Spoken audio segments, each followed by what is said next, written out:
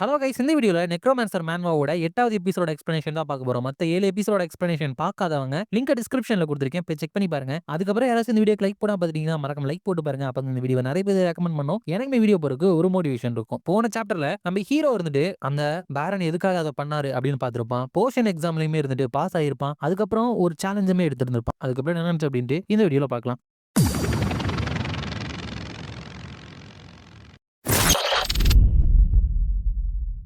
சாப்டரோட ஸ்டார்டிங்ல ஹீரோ வந்துட்டு இப்ப எனக்கு போர்ஷனுக்கு தேவையான சில மெட்டீரியல்ஸ் வந்துட்டு கிடைச்சிருக்கு. சோ என்னோட பண தேவை அப்படிங்கிறது குறைஞ்சிருக்கு. போர்ஷன்ஸ் நான் தொடர்ந்து மேக் பண்ணிட்டு இருக்கப்ப என்னால என்னோட ட்ரைனிங்ல மட்டும் கான்சென்ட்ரேட் பண்ண முடியும். இப்ப பிரச்சனை என்னன்னா அந்த பேஜ் ஆஃப் ஸ்லாத் தான். நான் எவ்வளவு யோசிச்சு பார்த்தாலும் அது எங்க யூஸ் பண்றது அப்படின்னு சொல்லிட்டு எனக்கு கரெக்டா தெரியல. சோ அதை பணத்துக்கு பதிலாக நான் எக்ஸ்சேஞ்ச் பண்றதா நல்லது. சோ எனக்கு வேற வழியே இல்ல. நான் கேரன் கிட்ட தான் இந்த பேஜ் ஆஃப் ஸ்லாத்தை வித் ஆகணும் அப்படின்னு நினைக்கிறேன். அதுக்கப்புறம் ட்ரெயினை விட்டு இறங்கி போயிட்டே இருக்கிறப்ப யாரோ ஒருத்தவங்க அவனை ஃபாலோ பண்ற மாதிரி இருக்கு.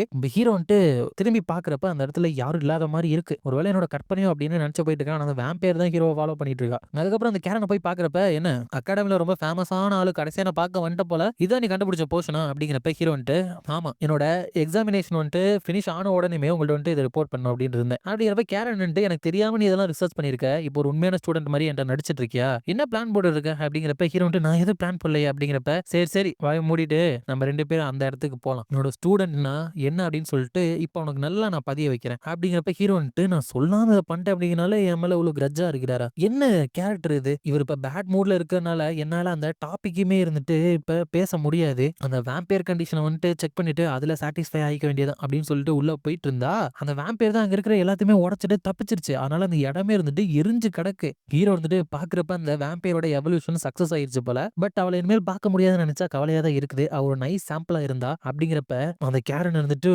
போச்சு ஆண்ட்ரியஸ், உனக்கும் இந்த ஏஞ்சலாவோட இங்க இருந்து தப்பிச்சு போனதுக்கும் ஏதாச்சும் சம்மந்தம் இருக்கா அப்படிங்கிறப்ப ஹீரோ வந்துட்டு என்ன சொல்றீங்க, எனக்கு அந்த வேம்பயரை பார்த்தாலே கொலை நடுங்கி போயிரும் அப்படின்னு சொல்லிட்டு மனசுக்குள்ள என்ன ஒரு இடியட், உனக்கு இது தேவைதான் அப்படின்னு நினைக்கிறான். அந்த கேரன் வந்துட்டு அவ ஒரு ஹைபிரிடா இருந்தாலும் இங்க தப்பிச்சு போயிருக்காளா, இது எப்படி நடந்துச்சு அப்படின்னு சொல்லிட்டு பயங்கர கோவத்துல கத்திட்டு இருக்கான். அதுக்கப்புறம் ஹீரோ அங்க இருந்து போறப்ப அந்த பேஜ் ஆஃப் ஸ்லாத் பத்தின பேச்சு இருந்துட்டு நான் இன்னொரு நாள் எடுக்க வேண்டியதான் அப்படின்னு சொல்லிட்டு போயிட்டு இருக்கிறப்ப அந்த வேம்பயர் நம்ம ஹீரோட மண்டையை பிடிச்சிட்டு ஆண்ட்ரியாஸ் அப்படிங்கிறப்ப ஹீரோ என்ன சர்ப்ரைஸ் அட்டாக் பண்ண ரெடியா இருந்தாளா அப்படின்னு நினைக்கிறப்ப நான் எழுந்ததுல இருந்தே உங்ககிட்ட ஒரு விஷயத்தை கேட்கணும் அப்படின்னு தான் நினைச்சிட்டு இருக்கேன். சோ அதுக்கு நீ ஆன்சர் பண்ணுவியா, என்ன பாரு ஆண்ட்ரியஸ் குட் சைல்டு, இப்ப என்கிட்ட சொல்லு, எனக்கு கிடைச்ச இந்த பவரை பத்தி நீ சொல்லு அப்படிங்கிறப்ப ஹீரோ வந்துட்டு எதுக்காக இப்படி பண்ற, எனக்கு பண்ண ப்ராமிஸை வந்துட்டு நீ மறந்துட்டியா, உன்னோட ஃபேமிலி மேல பண்ண சத்தியத்தை நீ மீறக்கூடாது தானே அப்படிங்கிறப்ப ஏஞ்சலா இருந்துட்டு அது எனக்கு நல்லா தெரியும், பட் உங்ககிட்ட இந்த விஷயத்த என்னால கேட்காம இருக்க முடியலையே, என்னோட ஓன் ஸ்ட்ரென்த்தை வச்சு அவனை கட்டி போட்டதுல இருந்து என்னால பிரேக் பண்ணி வெளியே வரவே முடியல,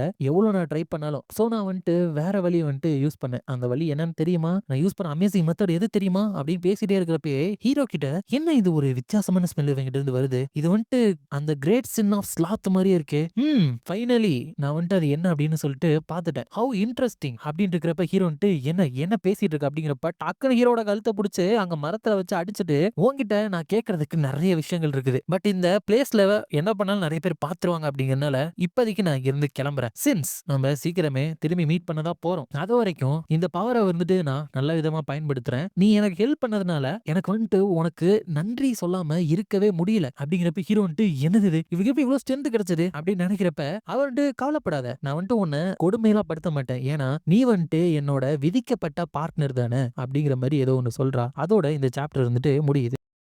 நெக்ஸ்ட் சாப்டர்ல டெலியூஷன் டார்மெட்டரியே காமிக்கிறாங்க. டார்மெட்டரினா ஹாஸ்டல் மாதிரி, இது வந்துட்டு பணக்காரங்க தங்குறது போல. பட் எதுக்கு டெலியூஷன் வச்சாங்கன்னு தெரியல. ஏன்னா டெலியூஷனா பைத்தியக்காரத்தனம்னு நினைக்கிறேன். அப்ப டையின் அதுக்கு அப்படின்ட்டு இதுக்கு முன்னாடி ஒரு பொண்ணை வந்துட்டு பார்த்திருப்போம் இல்லையா, அவ இருந்துட்டு நிறைய கதையை வந்துட்டு எக்ஸ்பிளைன் பண்ணிட்டு அதுக்கப்புறம் இந்த லார்ட் பிலிப் இருந்துட்டு அவரோட ஒன் ஹேண்ட் ஸ்வாட வச்சு அப்படின்ட்டு இருக்கிறப்ப அங்க ஜூலிச் அப்படிங்கிற பொண்ணு இருந்துட்டு டையின் போதும் உன்னோட போதனையில கொஞ்ச நேரம் நீ நிப்பாட்றியா அப்படிங்கிறப்ப டையின் இருந்துட்டு இங்க பாரு ஜூலிச், நீ வந்துட்டு இன்னும் ஹார்டா ட்ரை பண்ண அப்படின்னா உனக்குமே நைட் ஆகிறதுக்கான ஒரு ரூட்டை வந்துட்டு கண்டுபிடிக்க முடியும் அப்படிங்கிறப்ப அந்த ஜூலிச் இருந்துட்டு பை த வே நீ கேள்விப்பட்டியா, அந்த லூசா எவர் லாஸ்ட் இருந்துட்டு அவளோட மேஜிக் டவர் போர்ஷன் எக்ஸாமினேஷனை பாஸ் பண்ணிட்டாங்களாம் அப்படிங்கிறப்ப டையின் இருந்துட்டு ஓ இந்த வயசுலயேவா அப்படின்னு சொல்லிட்டு மனசுக்குள்ள அவன் வந்து சோம்பேறி அப்படின்னு நான் கேள்விப்பட்டேன், பட் உண்மையுமே அவளுக்கு டேலண்ட் இருக்கு போல, கிட்டத்தட்ட ஒரு ஸ்லீப்பிங் டிராகன் மாதிரி அவ ரொம்ப கூல், ஏன் நான் ஃபர்ஸ்ட் இயர் அந்த என்னால அந்த மாதிரி எதுவுமே பண்ண முடியல அப்படின்னு நினைச்சிட்டு இருக்கப்ப அந்த ஜூலிச் இருந்துட்டு பட் அதை விட சர்ப்ரைசிங்கான விஷயம் என்ன தெரியுமா, இதை பாரு உன்னால நம்ப முடியுதா, ஆண்ட்ரியாஸ் கிராம்வெலும் சேர்ந்து கண்டுபிடிச்சிருக்கானா அவன மாதிரி ஒரு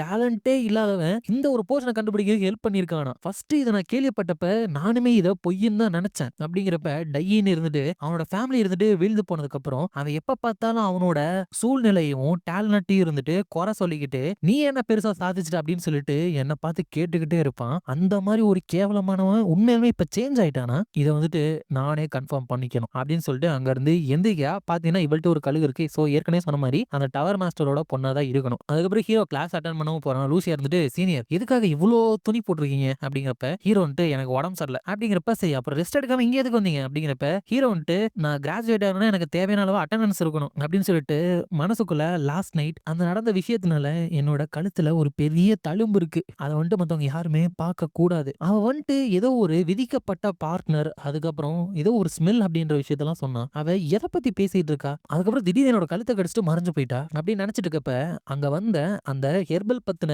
பாடம் எடுக்கிற ப்ரொஃபசர் இருந்துட்டு எல்லாருமே வந்துட்டீங்கல்ல, சரி இப்போ நம்ம லெக்சரை ஸ்டார்ட் பண்ணலாம் அப்படின்னு சொல்லிட்டு நம்ம ஹீரோவை பார்த்துட்டு அவன் இந்த மாதிரி போர்ஷன்லாம் கிரியேட் பண்ணியிருக்கான் அப்படிங்கறத நினைச்சிட்டு ஆண்ட்ரியாஸ் கிராம்வெல் எதுக்காக இவ்வளவு துணி போட்டிருக்க, உனக்கு எதுவும் உடம்பு சரியில்லையா அப்படிங்கிறப்ப ஹீரோ வந்துட்டு ஆமா சார் எனக்கு வந்துட்டு கோல்டு பிடிச்சிருக்கு அப்படிங்கிறப்ப உன்னோட போர்ஷன் ரிசர்ச்னால நீ வந்துட்டு ரொம்ப டயர்டா இருந்திருப்ப, நான் உனக்கு நீ பிரசன்ட் ஆயிட்டு அப்படின்னு அட்டெண்டன்ஸ் போட்டுறேன், நீ இருந்து போய்க்கலாம் அப்படிங்கிறப்ப ஹீரோ வந்துட்டு தேங்க்யூ வெரி மச் சார் அப்படின்னு சொல்லிட்டு அங்க கிளம்புறப்ப அந்த ப்ரொஃபசர் இருந்துட்டு பட் இப்படி பண்றது கொஞ்சம் உனக்கு மோசமா தெரியல, உங்க மெடிசல் பாட்னி ப்ரொஃபசரான என்கிட்ட உங்களோட போர்ஷன் கிரியேட் பண்றப்ப சில அட்வைஸ் கேட்ட, பெராப்ஸ் அதை பத்தின ரிப்போர்ட் கொடுக்கறப்ப என்னோட பேரை சேர்த்து சொல்லிருக்கலாம்ல அப்படின்னு சொல்றப்ப ஹீரோ வந்துட்டு என்ன பேசிட்டு இருக்கிறாரு, நாங்க அந்த போர்ஷன் கிரியேட் பண்றப்போ ஒரு சிங்கிள் பீஸ் கூட இவர் எங்களுக்கு உதவி செய்யவே இல்லையே அப்படின்னு நினைச்சிட்டு ஆமா டீச்சர் நீங்க வந்துட்டு எங்களுக்கு கொடுத்த அட்வைஸ்க்கு வந்துட்டு நான் ரொம்பவே நன்றி கடன் பட்டிருக்கேன், எஸ்பெஷலி நான் வந்துட்டு அந்த பிஷி எக்ஸ்ட்ராக்டும் மட்ராட்டா ட்ரீயோட பார்க்கும் இருந்துட்டு போடணும் அப்படின்னு சொன்னப்ப நீங்க தான் அதை வச்சு சூப்பு வேணா செய்யலாம் அப்படின்னு சொன்னீங்க, பட் அந்த சூப்பை வச்சுதான் நாங்க இப்போ ஒரு போர்ஷனை கிரியேட் பண்ணி சக்சஸ்ஃபுல்லா பாஸ் ஆகிருக்கிறோம் அப்படிங்கிறப்ப லூசியா இருந்துட்டு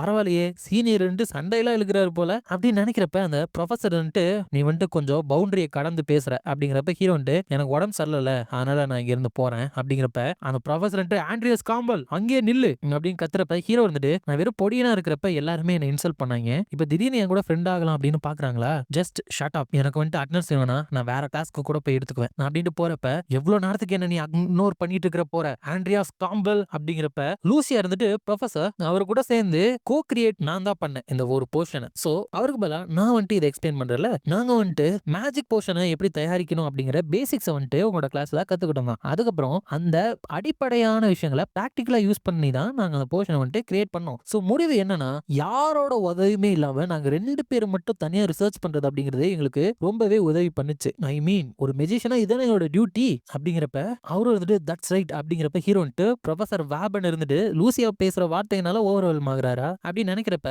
லூசியா இருந்துட்டு சோ அடுத்த டைம் எங்களுக்கு அட்வைஸ் வேணும் அப்படின்னு சொன்னா நாங்க உங்கள்கிட்ட கேட்கிறோம், உங்களோட ஓன் ரிசர்ச்னால நீங்க பிஸியா இல்லாம இருந்தா கண்டிப்பா நீங்க எங்களுக்கு அட்வைஸ் பண்ணுவீங்கல்ல அப்படிங்கிறப்ப எஸ் எஸ் அடுத்த தடவை என்கிட்ட மறக்காம அட்வைஸ் கேளுங்க, அதுக்கப்புறம் நீமே பார்த்துப்போ சேஃபா போ உடம்பு சரியில்லைன்னு சொல்றல அப்படிங்கிறப்ப ஹீரோ லூசியா உண்மையுமே நல்ல வேலை பண்ணி சிச்சுவேஷனை வந்துட்டு இன்னும் மோசமா போகாம தடுத்திருக்க, எனக்கு ஏன் தெரியல பட் தேங்க்யூ அப்படின்னு சொல்லிட்டு அங்க இருந்து கிளம்புறான். அதோட இந்த சாப்டரே முடியுது. இதுமே கொஞ்சம் ஷார்ட்டான சாப்டர் மாதிரி தான் இருக்கு. இந்த வீடியோ பிடிச்சிருந்தா மறக்காம லைக் ஷேர் அண்ட் சப்ஸ்கிரைப் பண்ணிருங்க. உங்களை நான் அடுத்த வீடியோல பாக்குறேன்.